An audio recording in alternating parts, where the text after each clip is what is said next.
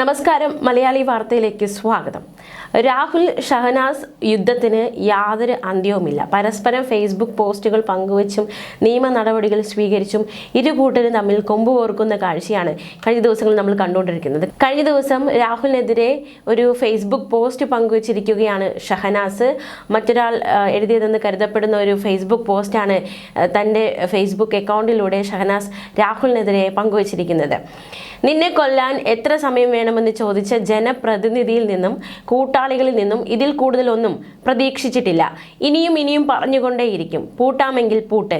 ശരണ്യ എന്ന വ്യക്തി എഴുതുന്നു. രാഹുൽ മാങ്കൂട്ടം വിവാഹിതരായ സ്ത്രീകൾക്കൊപ്പം പോയതല്ല.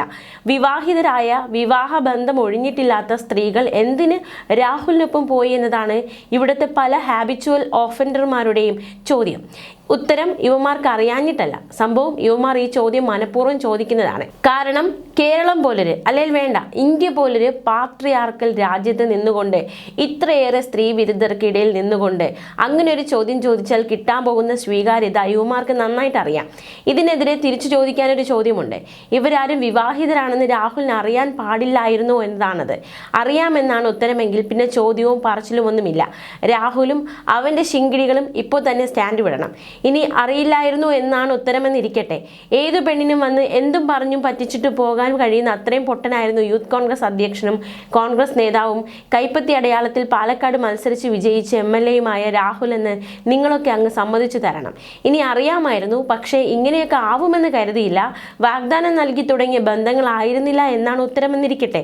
അപ്പോൾ പിന്നെ എന്ത് കോപ്പിനാണ് നിങ്ങളുടെ ഹീറോ ഇത്രയും പേരെ ഒരുപോലെ ഉപയോഗിക്കുകയും ഗർഭിണിയാക്കുകയും പിന്നീട് അബോർട്ട് ചെയ്യിപ്പിക്കുകയും ചെയ്തതെന്ന് പറഞ്ഞിട്ട് പോയാൽ മതിയെന്ന് പറയണം.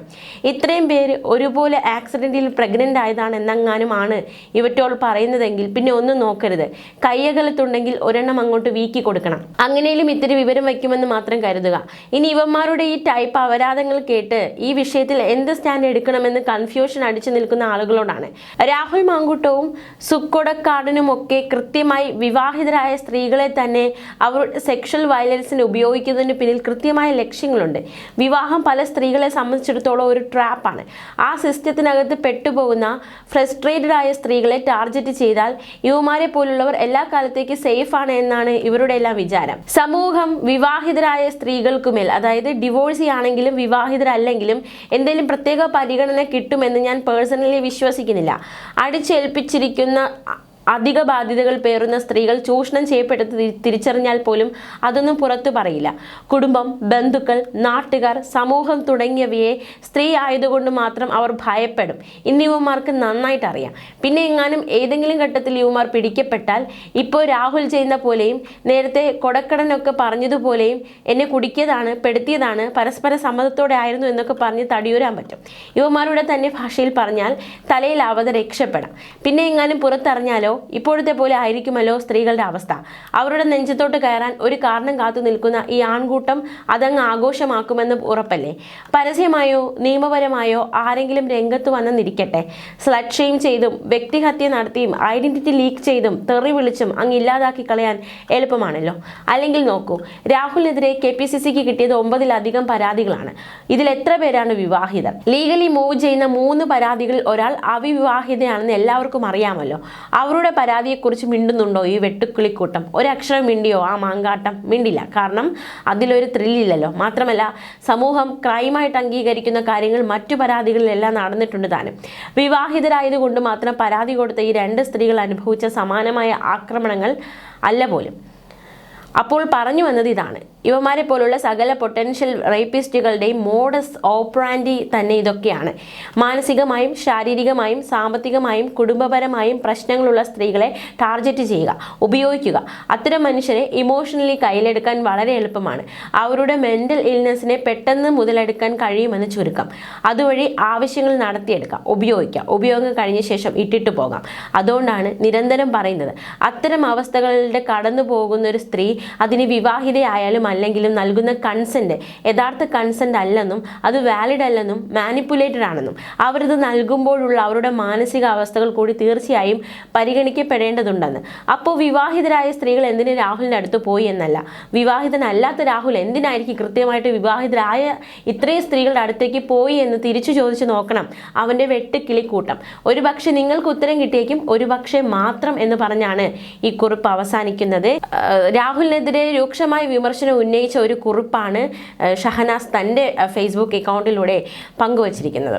അതേസമയം കഴിഞ്ഞ ദിവസം രാഹുൽ മങ്കൂട്ടത്തിലും ഒരു നിർണായക ഫേസ്ബുക്ക് പോസ്റ്റുമായി രംഗത്ത് വന്നിരുന്നു. CPIM നേതാവ് KK ശൈലജയ്ക്കെതിരെയാണ് രാഹുൽ മങ്കൂട്ടത്തിൻ്റെ ഫേസ്ബുക്ക് പോസ്റ്റ്. രാഹുൽ എന്താണ് പങ്കുവച്ചിരിക്കുന്നത്, എന്താണ് വിമർശനം എന്നുകൂടി നോക്കാം. പെരുന്നുണകളാൽ കെട്ടിപ്പൊക്കിയ രാഷ്ട്രീയ പ്രസ്ഥാനമാണ് കമ്മ്യൂണിസ്റ്റ് പാർട്ടി എന്നാണ് രാഹുലിന്റെ വിമർശനം. പഴയകാല കമ്മ്യൂണിസ്റ്റ് നേതാക്കന്മാർ സൈദ്ധാന്തികമായി കള്ളങ്ങൾ പറഞ്ഞു പൊതുബോധങ്ങൾ സൃഷ്ടിച്ചിരുന്നുവെങ്കിൽ പുതിയ കാലത്ത് അതിന് കഴിവില്ലാത്ത കുറേ നേതാക്കൾ പച്ചയ്ക്ക് വന്ന് കള്ളം പറയുന്ന കള്ളം പിടിക്കപ്പെട്ടാലും ഒരു ജാള്യതയും ഇല്ലാതെ പിന്നെയും അതിനെ ന്യായീകരിക്കാനും അവർക്കൊരു മടിയുമില്ല. പുതിയ കാലത്തെ PR നിർമ്മിതികളിലെ ഏറ്റവും ഫേക്കായ ഒരു നേതാവാണ് ശ്രീമതി ശൈലജ. അതവർ പലകുറി തെളിയിച്ചിട്ടുണ്ട്. ഇന്നലെ തന്നെ നോക്കൂ, കുറെ സാധുക്കളായ നിഷ്കളങ്കരായ തൊഴിലുറപ്പ് തൊഴിലാളികളായ അമ്മമാരോട് എത്ര മനസ്താപമില്ലാതെയാണ് തൊഴിലുറപ്പ് പദ്ധതി CPM കൊണ്ടുവന്നതാണെന്ന കള്ളം പറയുന്നത്. കോൺഗ്രസ് കൊണ്ടുവന്ന പദ്ധതിയാണ് തൊഴിലുറപ്പെന്ന് നല്ല ബോധ്യമുണ്ടായിട്ടും അങ്ങനെ ഒരു കള്ളം പറയാൻ അവർക്ക് ഒരു മടിയുമില്ല. ഓണത്തിന് അലവൻസ് തരുന്നത് കേരളത്തിൽ മാത്രമാണെന്നും മറ്റൊരു സംസ്ഥാനത്തും അത് ഇല്ല എന്നും അതിന് കാരണം LDF സർക്കാരാണെന്നും ഒക്കെ പറയുന്നത് മണ്ടത്തരമാണെന്ന് അവർക്ക് അറിയാഞ്ഞിട്ടല്ല.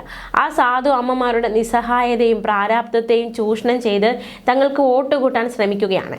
പെൻഷൻ വാങ്ങി തിന്നിട്ട് നന്ദികേട് കാണിച്ചു എന്ന് MM മണി പറയുന്നതിൻ്റെ നാടകീയ വേർഷനാണ് ശ്രീമതി ശൈലജ പറയുന്നത്. ഈ പെരുന്നുണകൾ ഈ നാട് തിരിച്ചറിയുമെന്നായിരുന്നു രാഹുൽ മങ്കൂട്ടത്തിൽ പങ്കുവച്ച ഫേസ്ബുക്ക് കുറിപ്പ്. ന്യൂസ് ഡെസ്ക് മലയാളി വാർത്ത.